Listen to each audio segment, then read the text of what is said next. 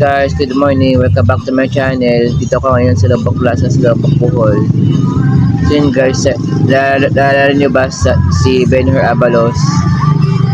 Pero kasi report guys na gustong bigyan ng posisyon ni Pangulong Bongbong Marcos si Benhur Abalos ng posisyon sa gobyerno dahil iniwala si Bongbong Marcos sa kakayahan ni Benhur Abalos.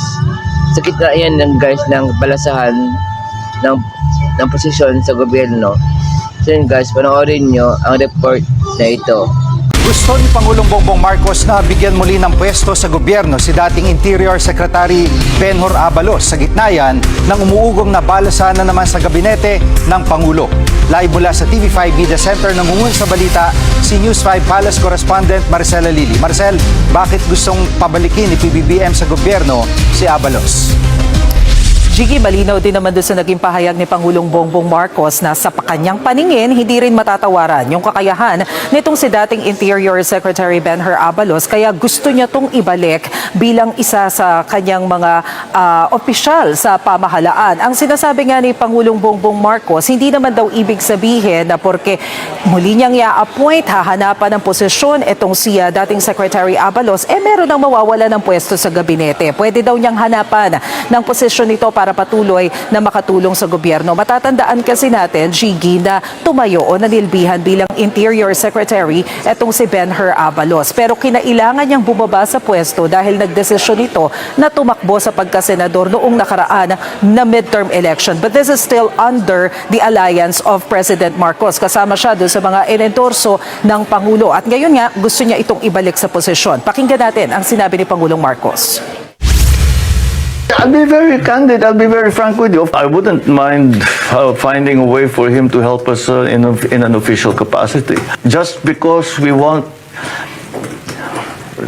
him to join, to become a more active, to play a more active part in government, doesn't mean, it necessarily means that somebody else has to be, it's not a zero-sum thing in the cabinet, that you have to remove somebody to gain somebody else.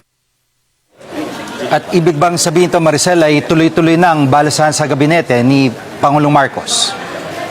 Jiggy, matatandaan nga natin na bago pa lumipad patungo ng Russia, itong si Pangulong Bongbong Marcos, umugong na nga yung mga bali-balita na baka magkaroon ng balasahan sa gabinete. At sinasabi doon sa mga initial na report, kasama daw doon sa mababago sa pwesto si Health Secretary Ted Herbosa na mapapalitan di umano ni dating Health Undersecretary Vergeire. Tapos nabanggit din yung mga pangalan ni Secretary John Vic Remulla ng DILG na maililipat daw sa ibang ahensya.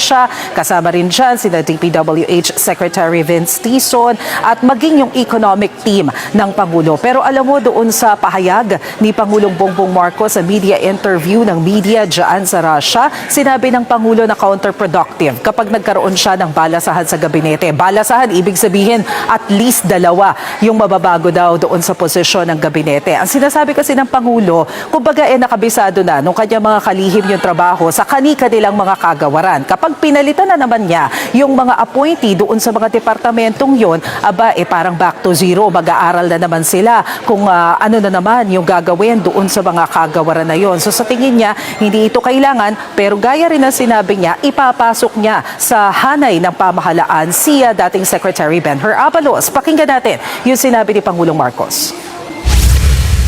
It's counterproductive. You know, what you are trying to promote in government is stability and a steadiness of work, and that's an important part of governance. If you keep moving people around, they have to start learning the job again, and we just don't have time for that. Yan muna ang latest. Balik sa'yo, Jiggy. Yan ang ulat ni Maricela Lili live mula sa TV5 Media Center. Yun guys, napanood nyo ang report na gustong bigyan ng posisyon ni Pangulong Bongbong Marcos si Benhur Abalos ng posisyon sa gobyerno. So yun guys, kung gusto nyo yung video ito, please like, share, subscribe, click the bell icon. Pag-i-update kayo sa mga videos na upload ko pa. Kung nanood kayo sa Facebook guys, paki-follow naman ang ating Facebook page. Bye!